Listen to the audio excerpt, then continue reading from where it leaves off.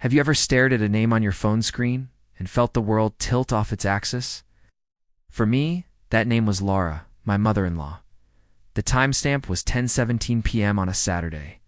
My wife, Jessica, was supposedly at her side in a quiet hospital room in Chicago, holding her hand through a difficult night after a sudden health scare.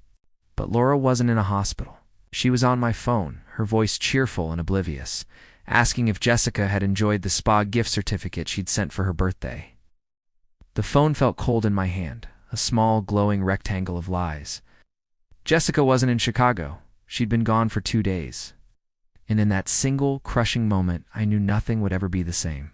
The mystery wasn't just where she was, but who she was, and what other secrets were buried beneath the placid surface of our 10-year marriage.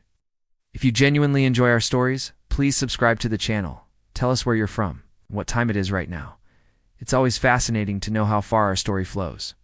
The first sign, the one I dismissed, was the scent of expensive cologne that didn't belong to me, clinging to her coat a month ago. She'd laughed it off.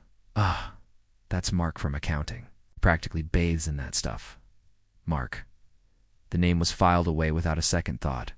Then came the late nights at the office, the hushed phone calls she'd take in the other room, the way her phone was suddenly always face down, a dark mirror reflecting nothing.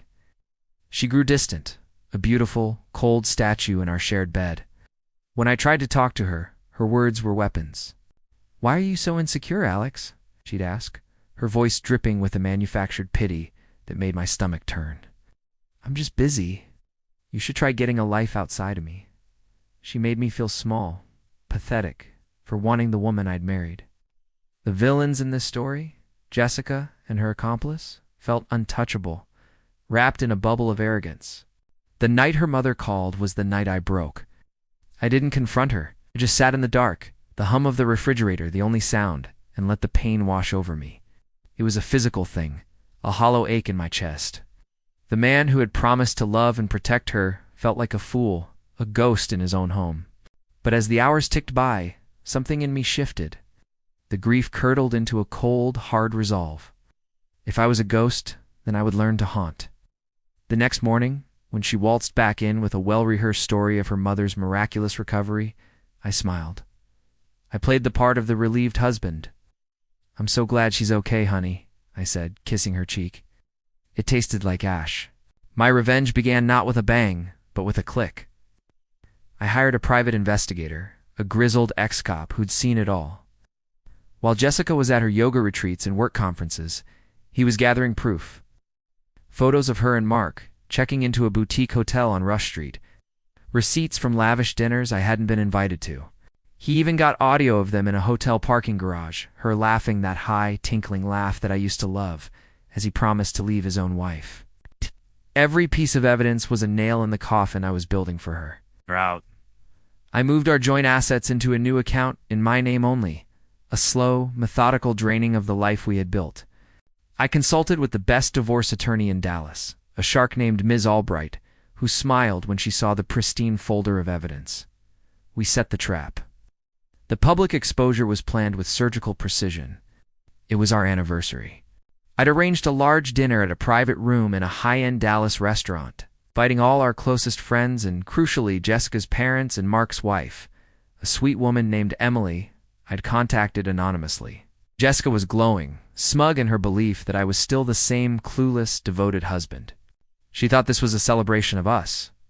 After the main course, I stood up, champagne flute in hand. "I have an announcement," I said, my voice steady. I didn't raise it. I just spoke. I told them all about Jessica's sick mother. Then I played the voicemail from her mother, the one from that Saturday night, on a Bluetooth speaker. The room went silent. Jessica's face went white. I then projected the photos onto the wall behind me. Jessica and Mark, kissing. Jessica and Mark, walking hand in hand. Emily, Mark's wife, let out a soft, broken sob. Jessica's father, a man I respected, just stared at me. Then at his daughter, his face a mask of shame. She tried to run, but I was standing in her way. "You're not going anywhere," I whispered, the words for her alone. The legal papers were served to her and Mark right there at the table. The aftermath was a quiet devastation. She was ruined. Her friends abandoned her. Her family was disgusted. The divorce left her with nothing but her clothes and the car I'd already paid off. Mark's wife also filed for divorce, and his company, upon learning of his conduct with company funds for his affairs, fired him. They were both destroyed, not by shouting or violence, but by the quiet, inescapable truth. I sold the house we'd shared, the one I'd thought we would grow old in, and moved to a small, quiet apartment overlooking the city. Sometimes late at night I look out at the endless grid of lights and think about the man I used to be. He's gone now, and I'm not sure if he's ever coming back. The end.